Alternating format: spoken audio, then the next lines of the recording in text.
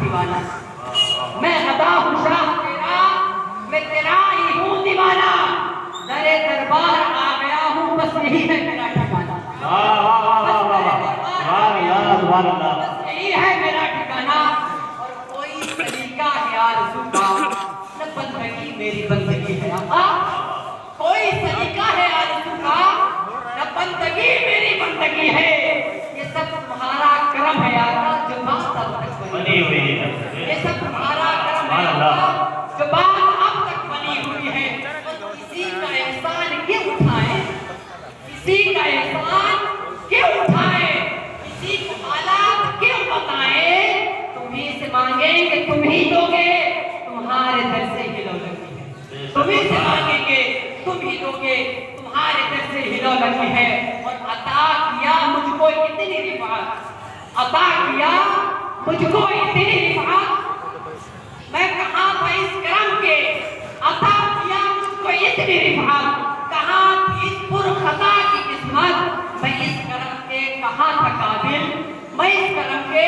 کہاں تھا قابل، حضور کی بندہ پروری ہے، میں اس کرم کے، ہم اس کرم کے کہاں تھے قابل، حضور کی بندہ پروری ہے، عرض کرنا چاہتا ہوں میرے پیارے اسلامی بھائیوں، جن مقدس ہستی کی بارگاہ میں ہم سب حاضر ہوئے ہیں، ان مقدس ہستی کی اگر سیرت کو پڑھا جائے تو یقیناً ایک ہمیں بھی رفقت تعلیم ہوتی ہے، ایک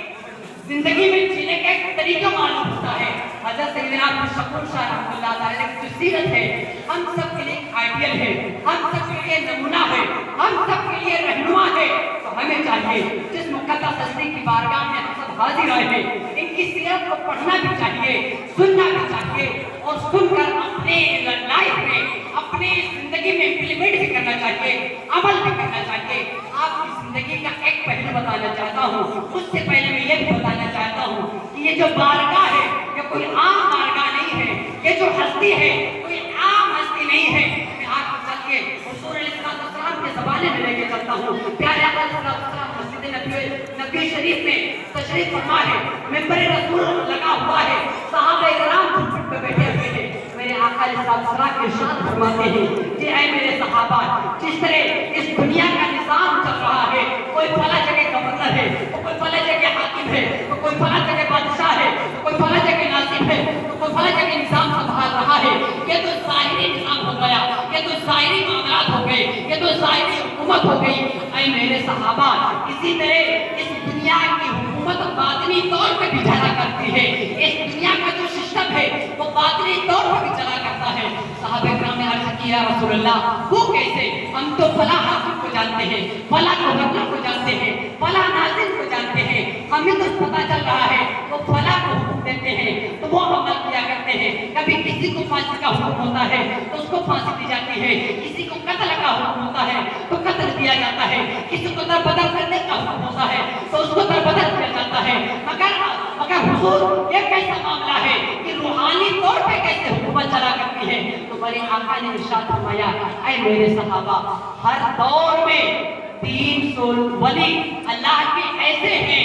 جو 300 ولی ہیں، ان کا جو قلب ہے حضرت آدم علیہ السلام کے مطابق ہے، اور اسی دور میں 40 حضرات ایسے پیدا کیے جاتے ہیں جو حضرت نوح علیہ السلام کے قلب کے متعلق ہوتے ہیں، قلب کے مطابق ہوتے ہیں، ان میں سے 7 حضرات ایسے پیدا کیے جاتے ہیں جو حضرت عیسیٰ علیہ السلام، حضرت ابراہیم علیہ السلام کے قلب کے مطابق ہوتے ہیں، اس میں سے 5 حضرات ایسے پیدا کیے جاتے ہیں جو حضرت جبریل علیہ السلام کے قلب کے مطابق ہوا کرتے ہیں، اور ان 5 میں سے 3 حضرات کو ایسے پیدا کیا جاتا ہے جو حضرت اسرافیل علیہ السلام کے مطابق ہوا کرتے ہیں، اور ان میں سے 2 حضرات ایسے پیدا کیے جاتے ہیں جو حضرت میکائیل علیہ السلام کے مطابق ہوا کرتے ہیں۔ پیارے آقا علیہ السلام نے نظام اعلیٰ کا سسٹم بتایا۔ آئیے میں احمد آباد کی سرزمین میں آپ کو لے چلوں، آپ کو راجستھان کی سرزمین کا ایک واقعہ بتاتا چلوں، غریب نواز سرزمین کا ایک واقعہ بتاتا چلوں۔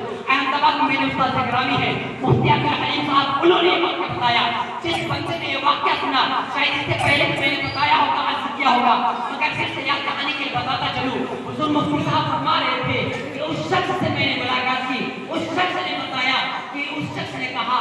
صبح کا وقت تھا، 4 بجے کا وقت تھا، غریب نواز کی بارگاہ میں حاضر تھا، حاضری کی تمنا تھی، غسل کا وقت تھا، آپ کے یہاں سندر پوشی ہو رہی تھی، میں حاضری دینے کا متمنی تھا، چاہ رہا تھا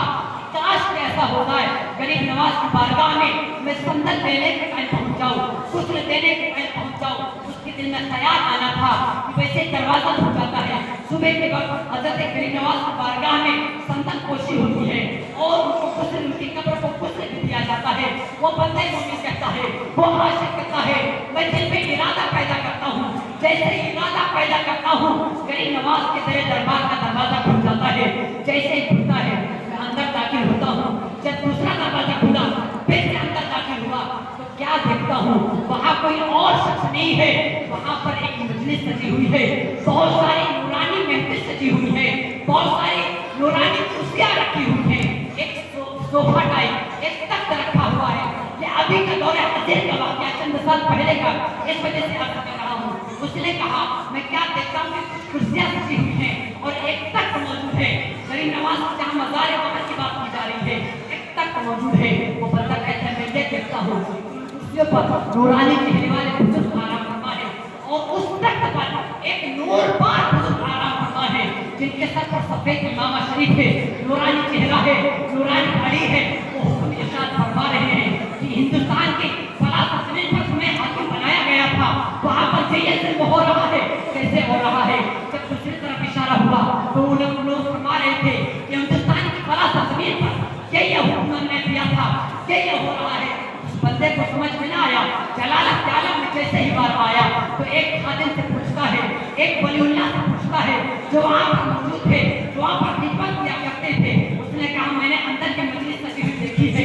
اندر میں نے اس محفل کو دیکھا ہے، ماجرا کیا ہے؟ تو اس بندے نے کہا یہ کوئی اور بات نہیں ہے، یہ خواجہ جو اجمیر ہے، خواجہ اجمیر ہے، ہندوستان کے راجہ مہاراجہ ہیں، ہم سب کے پیر فقیر، ہم سب کے جو پیرانے پیر ہیں، ہم سب کے غریب نواز ہیں، ہم غریبوں کے غریب نواز ہیں، وہ وہاں پر حکومت فرما رہے ہیں، حکم ارشاد فرما رہے ہیں، اور جو ہندوستان کے اطراف کے اولیاء کرام ہیں ان کو حکم ارشاد فرما رہے ہیں۔ اس بندے کو سمجھ میں آیا، جب مفتی صاحب نے مجھے یہ بات بتائی تو مجھے یہ جو حدیث میں نے پڑھی تھی کہ حضور اسلام نے صحابہ سے فرمایا تھا کہ 300 ایسے بندے ہوں گے جو فلاں جو دور میں پیدا ہوں گے، اس میں سے 40 یہ کام کریں گے، اس میں سے 7 یہ کام کریں گے، اس میں سے 5 یہ کام کریں گے۔ تو میں بتانا چاہتا ہوں میرے مسلمان بھائیوں، میرے عاشقان رسول، اے عاشقان اولیاء، اے عاشقان عبدالشکور، اے عاشقان الطاف میاں، میں آپ کو یہ بتانا چاہتا ہوں کہ یہ جو بارگاہ ہے یہ نظام دنیا چلانے والی بارگاہ ہے، یہ جو بارگاہ ہے یہ حکومت چلانے والی بارگاہ ہے، یہ جو بارگاہ ہے یہ فتح پور کی حکومت چلانے والی بارگاہ ہے۔ یہ مت سمجھنا یہاں کے پی ایم او سنت چلاتے ہیں، بلکہ فتح پور کی حکومت کوئی اور نہیں چلاتا، وہ اللہ والے چلایا کرتے ہیں۔ فتح پور اور ہندوستان کی جو حکومت چلایا کرتے ہیں وہ ہم سب کے ہند کے راجہ مہاراجہ سرکار سیدنا غریب نواز چلایا کرتے ہیں۔ سبحان اللہ، سبحان اللہ۔ ولایت ہوا کرتی ہے، جو بارگاہ ولی ہوا کرتی ہے، وہ نظام الہی چلایا کرتی ہے، نظام حکومت چلایا کرتی ہے۔ تو آئیے اس نظام حکومت چلانے والے کے آج ہم سیرت سننے والے ہیں، حضرت سیدنا عبدالشکور صاحب رحمۃ اللہ تعالی علیہ، جو ہم سب کے لیے یہاں پر تشریف لائے۔ یہ فتح پور کے نہیں تھے، یہ کوٹا پتی راجستھان کوٹا سے چل کر یہاں پر تشریف لائے۔ آپ راجپوت خاندان سے تھے، آپ مغل خاندان سے تھے، آپ بڑے گھرانے سے تھے، مگر آپ نے دین کے لیے قربانی دی، آپ نے دین کے لیے کوئی خدمت پیش کی کہ میں فلے میں جاؤں گا، وہاں پر دین کی خدمت کروں گا۔ اور یہ بھی آپ کو بات بتاتا چلوں، یہ ایسے نہیں آ گئے جو ہند کے راجہ ہیں، غریب نواز ہیں، ان سے حکم ملا تو آپ یہاں پر تشریف لائے، کیونکہ یقیناً ساری دنیا میں جو حکومت کرتے ہیں وہ ہم سب کے پیر، پیرانے پیر روشن ضمیر سیدنا شیخ عبدالقادر جیلانی رضی اللہ تعالیٰ عنہ ہے۔ اسی طرح ہر ملک میں ایک حاکم بیٹھے ہوئے ہیں، اور اسی طرح پورے ہندوستان کے جو حاکم ہیں وہ سرکار غریب نواز ہیں، اور ان کے حکم سے دنیا پورے ہندوستان کے چاروں طرف حکومت ہے، ولایت کی حکومت ہے۔ اگر آپ ممبئی میں چلے جائیں تو ایک کونے میں حضرت معین شاہ رحمۃ اللہ تعالیٰ کی درگاہ ہے، اور اگر دوسرے طرف جائیں تو حاجی علی رحمۃ اللہ تعالیٰ کی درگاہ ہے۔ انڈیا کے جس کونے میں جائیں گے اس کونے سے آپ کو ولایت کے سرچشمے نمودار ہوتے ہوئے ملیں گے۔ اسی طرح ہر شہر میں ایک ولی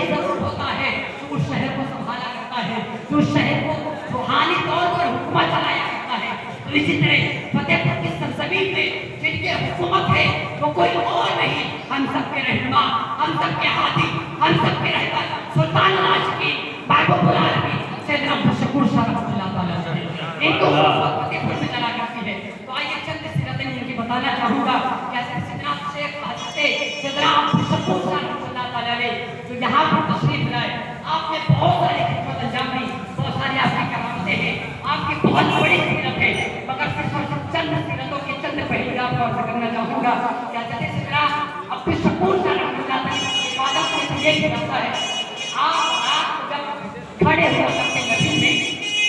تو 2 رکعت نبی نے سارا قرآن ختم کر دیا کرتے تھے، سارا قرآن ختم کر دیا کرتے تھے، اور ایک ایک رکعت ایک ایک رات میں ایسے ایسے مواقع بھی آئے کہ آپ نے ہزار رکعت نوافل بھی پڑھی۔ سبحان اللہ، یہ ہمارے مرشد کا، یہ ہمارے موسیقی کا، ان کی عبادت کا یہ انداز تھا۔ آج ہم بھی غور کریں مسلمانوں، آج ہم بھی انہیں کو اس میں آئے ہوئے ہیں، آج نصیحت لے کر جائیے، اگر نمازیں قضا کرتے رہے ہو تو آج ان کی بارگاہ میں آپ وسیلہ دے کے جائیے اور نیت کر کے جائیے، سرکار آپ کی بارگاہ میں آئے ہیں، اب نمازیں نہیں چھوڑا کریں گے۔ اور آپ کی سرت میں یہ بھی آتا ہے کہ آپ اکثر باوضو رہا کرتے تھے، آپ اکثر باوضو رہا کرتے تھے، کیونکہ حدیث پاک میں ہے، حدیث پاک میں یہ بھی موجود ہے کہ اللہ تبارک و تعالیٰ نے حضرت موسیٰ کلیم اللہ علیہ السلام سے ارشاد فرمایا، اے موسیٰ اگر تمہیں بغیر وضو کی حالت میں کوئی تکلیف پہنچے تو اپنے آپ کو ملامت کرنا۔ تو اس حدیث پر ان کا عمل تھا، سیدنا عبدالشکور شاہ رحمۃ اللہ تعالیٰ علیہ کا، اور حدیث پاک میں جب بندہ وضو کی حالت میں رہتا ہے تو اللہ پاک کے فرشتے اس کی نگہبانی کیا کرتے ہیں۔ تو یاد رکھیں اگر ہم نماز پڑھیں گے، نماز پڑھنے سے پہلے وضو کریں گے، نماز پڑھنے سے پہلے وضو کریں گے، تو ان سب چیزوں سے نماز پڑھنے کی برکت سے بہت ساری بلاؤں سے، بہت ساری آفتوں سے حفاظت ہو جایا کرتی ہے۔ اور آپ کی سنت میں یہ بھی آتا ہے کہ آپ ہر وقت اپنی زبان پر ذکر و درود پڑھایا کرتے تھے، جیسے بھی آپ نے سنا کہ جو دعا کرنے سے پہلے درود پڑھ لیتا ہے، کسی بھی عمل کرنے سے پہلے درود پڑھ لیتا ہے، اس کی دعا قبول ہو جایا کرتی ہے۔ حدیث پاک میں ہے جو بندہ ایک مرتبہ درود پاک پڑھتا ہے، پروردگار اس پر 10 رحمتیں نازل فرماتا ہے۔ اب جب رحمتیں نازل ہوتی ہیں تو گناہ بھی معاف ہو جایا کرتے ہیں۔ یہاں پر وضو کی بات آئی ہے تو آپ کو بتاتا چلو، ایک عملی بتاتا چلو، دیکھیے تقریر وغیرہ تو بہت ساری چیزیں ہیں، مگر جب تقریر سے عمل کرنے والی چیزیں ہوتی ہیں تو ہم بھول جاتے ہیں۔ آج میں آپ کو 2 باتیں بتانا چاہوں گا وضو کرنے کے تعلق سے۔ آپ نے کی بارگاہ میں آپ آئے ہیں تو آج 2 باتیں ضرور سیکھ لیں۔ وضو ہم بناتے ہیں، وضو بنانے سے پہلے کچھ ایسے عمل ہیں کہ اگر ان کو کیا جائے تو فائدہ ہی کرنا ہے۔ حدیث پاک میں جو بندہ وضو کرتا ہے تو وضو کرنے میں جہاں جہاں پانی بہتا ہے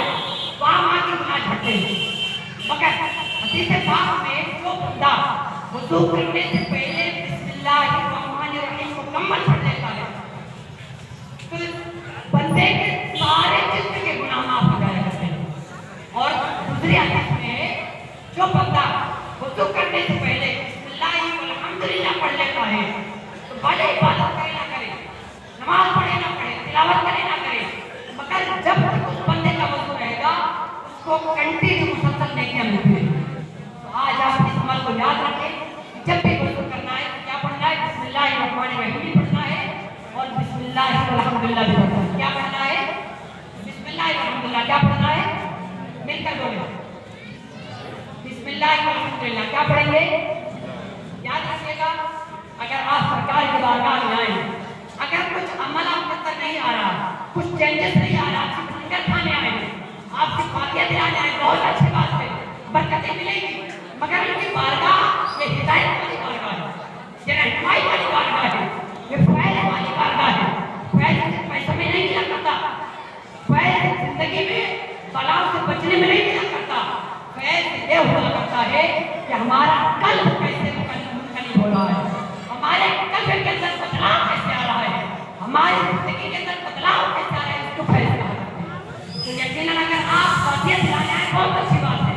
حاضر دینا ہے بہت اچھی بات ہے، مگر آپ کو خیال اس بات کا رہے ان کی جو عبادات تھی، ان کی جو سیرت تھی وہ ہمارے اندر آنی چاہیے۔ ٹھیک ہے، یہی مختصر سی سیرت تھی۔